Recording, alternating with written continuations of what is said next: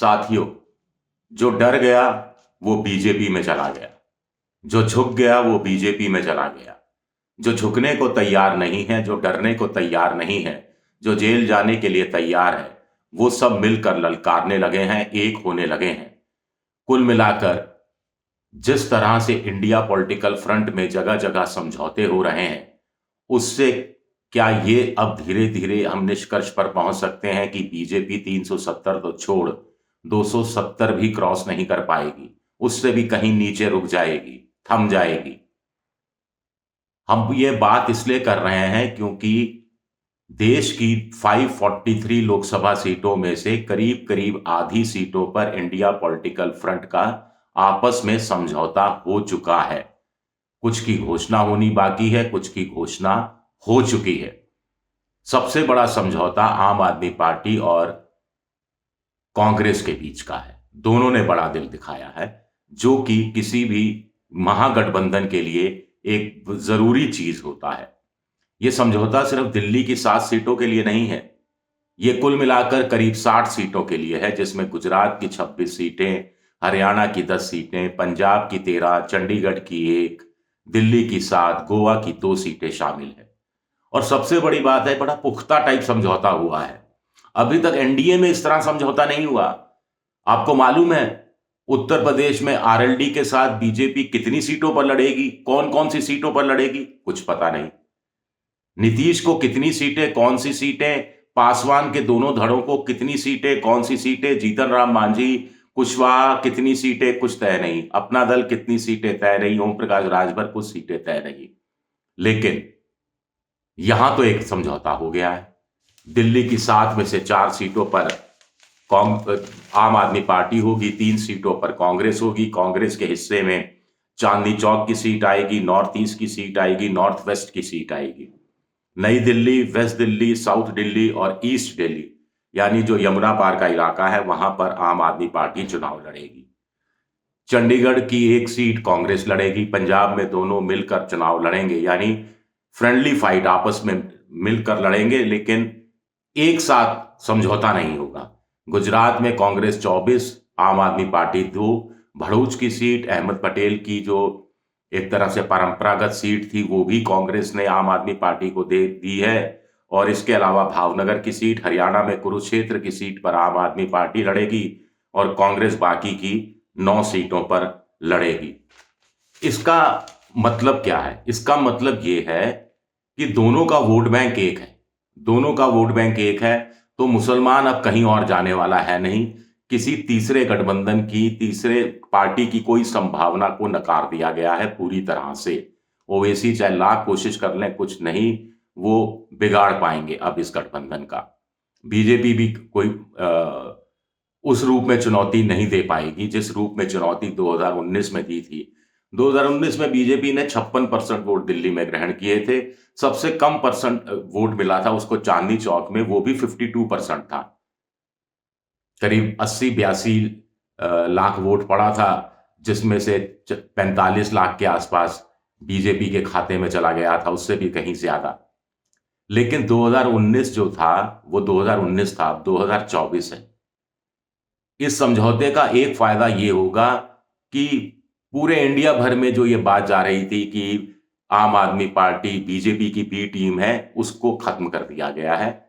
दूसरा, इसका जो एनसीआर की और सीटें हैं, दिल्ली की अगल बगल की, गाजियाबाद है, नोएडा है, गुड़गांव है, उन सीटों पर, मेरठ तक भी इसका असर पड़ सकता है। गुजरात और हरियाणा की सोनीपत वगैरह सीट पर भी इसका असर पड़ सकता है, ऐसा भी मोटे तौर पर बताया जा रहा है। तो कुल मिलाकर अब ये तो हो गई 60 सीटें के आसपास। इसके अलावा देखिए, उत्तर प्रदेश में 80 समझौता हो चुका है अखिलेश यादव और कांग्रेस के बीच में। बिहार में 40 सीटें, महागठबंधन नीतीश के जाने के बाद कांग्रेस, वामदल और राष्ट्रीय जनता दल लालू की पार्टी के बीच में समझौता हो चुका है, घोषणा होना बाकी है। वाम दलों ने तो यहां तक कह दिया कि हमें कोई सीट नहीं दो तो भी चलेगा, एक आध सीट दे दो तो भी चलेगा। झारखंड की 14 सीटें हैं। झारखंड मुक्ति मोर्चा, कांग्रेस और लालू प्रसाद यादव की पार्टी और वाम मोर्चा मिलकर एक है। कोई झगड़ा नहीं है, जितनी सीटें कोई दे दे। महाराष्ट्र के अंदर 48 में से 40 सीटों पर समझौता हो चुका है। 8 सीटें फंसी हुई हैं, लेकिन उद्धव ठाकरे से 1 घंटे राहुल गांधी बात करते हैं। प्रियंका गांधी इस बीच उत्तर प्रदेश में अखिलेश यादव और राहुल गांधी को एक मंच पर लाने का काम करती हैं और समझौते की सूरत निकल आती है। मुंबई की कुल जो 7 सीटें हैं उसमें से 2-4 सीटें ऐसी हैं जो थोड़ी सी उलझी हुई हैं उद्धव ठाकरे और कांग्रेस के बीच में, लेकिन बहुत अड़ाउड़ी जैसी कोई बात नहीं है। फिर ये कुल मिलाकर सीटें हो जाती हैं करीब करीब 175 के आसपास। झारखंड को जोड़ दिया जाए उसकी 14 सीटें तो 189 सीटें हो जाती हैं। अब 40 सीटें पुडुचेरी की मिलाकर तमिलनाडु की, 20 सीटें केरल की, 25 सीटें आंध्र प्रदेश की, 17 सीटें तेलंगाना की। यहां बीजेपी नहीं के बराबर है, सिर्फ तेलंगाना में 4 सीटें जीती थी। इस बार स्थिति उसकी उतनी भी ठीक नहीं लगती। तो इन ये जो सीटें बच गई 40 और 20 60 और 25 85 और 17 कितनी 102 के आसपास सीटें हो गई। यहां पर बीजेपी है नहीं और यहां पर समझौता कांग्रेस का वाम दलों के साथ केरल में पहले से है कि अलग अलग चुनाव लड़ेंगे, लेकिन सीटें सब इंडिया पॉलिटिकल फ्रंट की झोली में जाएंगी और बीजेपी को तिल रखने की जगह वहां नहीं दी जाएगी। पुडुचेरी और तमिलनाडु की 40 सीटों में तो सर्वे ही बता रहे हैं, गोदी मोदी मीडिया के सर्वे ही बता रहे हैं कि एक तरफा स्वीप लगाने जा रही है डीएमके पार्टी। तो अब चीजें तय हो गई। अब सीट शेयरिंग भी हो गई, सीटें भी तय हो गई। अब वोट ट्रांसफर की बात है तो आम आदमी पार्टी और कांग्रेस दोनों ने जो संयुक्त प्रेस कॉन्फ्रेंस की उसमें यही बात कही कि दोनों एक दूसरे के लिए जान लगा देंगे। जहां जहां वो नहीं है, जहां जहां वो चुनाव नहीं लड़ रहे हैं, वहां पर और दमखम के साथ उनके कार्यकर्ता उतरेगा और प्रचार प्रसार दूसरी पार्टी का, जो गठबंधन का दूसरा साथी है, उसका करेगा। तो क्या ये हमें वो मौका देखने को मिलेगा जब अरविंद केजरीवाल और राहुल गांधी दिल्ली में एक मंच पर एक साथ भाषण करते हुए और नरेंद्र मोदी की सरकार की खामियों को गिनाते हुए नजर आएंगे? बिल्कुल दिखेगा। नजारा क्या होगा आप समझ सकते हैं। हरियाणा में भी एक आध जगह दोनों साथ जा सकते हैं। 25 फरवरी को तो उत्तर प्रदेश में अखिलेश यादव आगरा के अंदर दोपहर 2 बजे के बाद राहुल गांधी के साथ एक बड़ी चुनावी सभा को संबोधित करने ही वाले हैं। कहा जा रहा है कि प्रियंका गांधी भी वहां शामिल होगी। लालू, तेजस्वी यादव और बिहार और वहां पर कांग्रेस, राहुल गांधी, उनके तो एक रैली तो हो ही चुकी है जिसमें तेजस्वी यादव दिखे थे राहुल गांधी के साथ। ममता ने जरूर बीच में संकेत दिए थे सख्त होने के, फिर थोड़ा नरम होने के लिए। अब फिर वही तो उस पर आ गई हैं कि सख्ती बरती जाएगी। लेकिन ममता की भी रणनीति सही है। ममता को अब ये लगने लगा है कि अगर कांग्रेस, वाम मोर्चा और ममता मिलकर चुनाव लड़ते हैं तो बीजेपी को पूरे अपोजिशन की स्पेस मिल जाएगी और ममता विरोधी सारा वोट बीजेपी की झोली में चला जाएगा। अगर वाम मोर्चा कांग्रेस अलग से चुनाव लड़ती है तो दोनों 10-12% जो वोट लेकर आएंगे, ये वोट होगा जो बीजेपी की झोली में जाने से बचेगा। तो यहां समझौता नहीं करके ममता एक अच्छा काम कर रही हैं। क्या इस बात को हम थोड़ा पॉलिटिकल महत्व उस रूप में दे सकते हैं जैसा केरल में वाम मोर्चा और कांग्रेस अलग अलग चुनाव लड़ रहे हैं, जैसा पंजाब में 13 सीटों पर कांग्रेस और आम आदमी पार्टी अलग अलग चुनाव लड़ रहे हैं।